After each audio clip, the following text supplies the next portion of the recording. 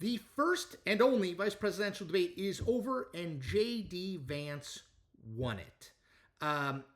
J.D. Vance was, I thought, for 99% of that debate, absolutely outstanding. He came into the debate as sort of a figure of ridicule in a lot of ways, mocked for sort of his appearance, and certainly he's gotten a lot of bad press for things he said, childless cat ladies, the stuff in Springfield, Ohio about pets. But he was really, really good.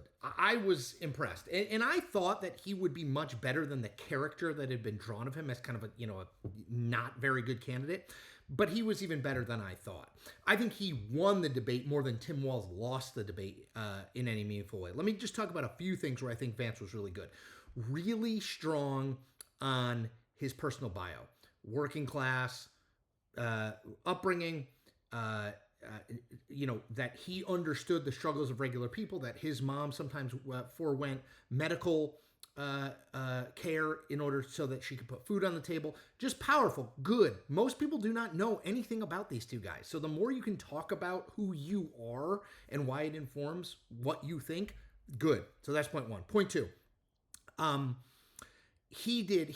did a really good job of hammering Kamala Harris over and over and over again.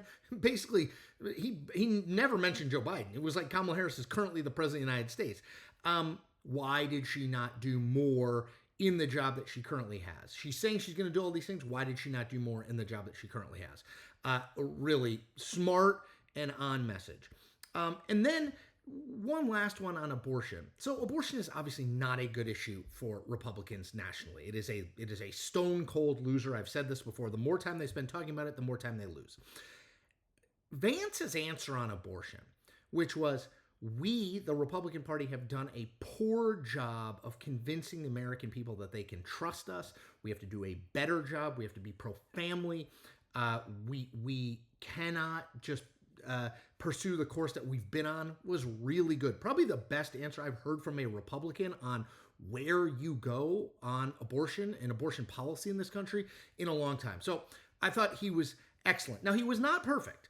At the end of the debate, last 5 or 10 minutes, he got caught up in the 2020 election, trying to say that Donald Trump peacefully handed over power. I mean, that is a stretch. And Walz, to his credit, kind of nailed Vance down, and Vance was very good at not getting nailed down, but nailed him down on this one thing, which was, he asked, was the 2020 election, did Donald Trump lose the 2020 election? And Vance refused to answer, which, of course, he did. Donald Trump did lose, but Vance can't say that because he's Donald Trump's running mate, and he knows Donald Trump refuses to admit that he lost. So it wasn't a perfect debate, but it was a very good debate for J.D. Vance. The best performance I've seen out of the three debates, out of any of the candidates in the three debates. I think Vance was the best. Kamala Harris was the second best. I was very impressed. Now, Tim Walz. Uneven, I think, is the fairest way to describe his performance. He looked petrified at the beginning of the debate. The first answer was terrible. I mean, just kind of like, it looked like he was a deer in headlights. I mean, if you're a Democrat and you started watching that, you had to be terrified that he wasn't going to bounce back. Now, he did bounce back. I thought he was good on guns in schools, generally speaking, in school shootings. I thought he was good on healthcare.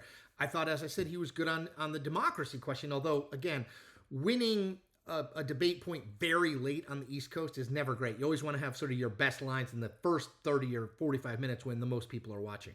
That said, so rough start for Vance. And his answer on whether he was in China when the Tiananmen Square massacre happened. So CNN reported on Tuesday that he was not, even though he said he had been. It's clear that he wasn't, even though he said he had been. He had to have known that question was coming. Like, you said you were there, but you actually weren't. Can you clarify? His answer was awful. I mean, really bad, like uncomfortably bad. And so that, I think, that subtract points on that. It's not the end of the world, but it was not a good answer. I also think on the Springfield, Ohio conversation, that is ready-made to go after Vance and Trump, and Vance in particular on the eating the pets thing, which is just totally debunked and not true. But he didn't really do that. He kind of let that pass. I thought that was a major missed opportunity.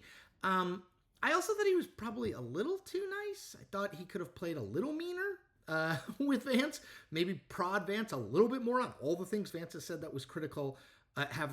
Vance has said that was critical of Trump. So uneven, I would say. But again, I don't think, just to reiterate, I don't think that Tim Walz, the reason that J.D. Vance won the debate is not because Tim Walz lost it. I think J.D. Vance took it and won it. Tim Walz was okay, good at times, bad at times, kind of a C overall probably. J.D. Vance was just an A or an A minus.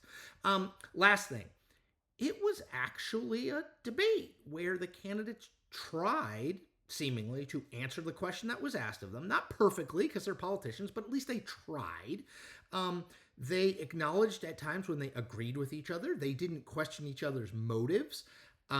They seemed that they didn't hate each other. Afterward, they shook hands and their wives were talking. It was kind of nice. Reminded me of how things once were, where, yes, we debate our differences, but then at the end of that, we come back and say, okay, we disagree, but we don't question that you're you're speaking based on your beliefs. And, golly, it was refreshing, I thought. Now, the biggest question, does it change anything? Probably not. Look, I think you can say J.D. Vance won and also say it probably doesn't change much because the history of vice presidential debates is it doesn't change all that much. I think Vance helped himself considerably in this debate as he goes forward as a leader in the Republican Party. I mean, he was terrific. On a huge stage, he was terrific. So going forward, 2028, I think that will help him. He's not only been there and done that, but he did it really, really well with lots and lots and lots of eyeballs on him. Am I going to say that it doesn't matter at all? No. Because we're talking about a very close election. We're talking about, 15,000 votes could win a state. I don't know. With that many eyeballs on it, maybe Vance did help Trump marginally, and maybe marginally is all that matters. So I'm not ready to say it doesn't matter at all, but I do think we need to look back at the history of vice presidential elections and say, vice presidential debates and say, it has not suggested that winning a vice presidential debate necessarily accrues to the significant benefit of the top of the ticket. So let me leave it there. If you have thoughts, comments, questions, throw them in the chat. Overall, I thought that was actually, it made me feel good about democracy overall.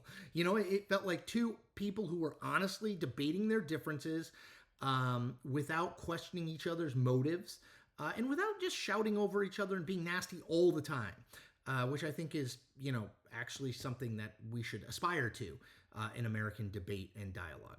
All right, that's it for me. Thanks for listening, and I hope you watch the debate because it is democracy in action. And take care.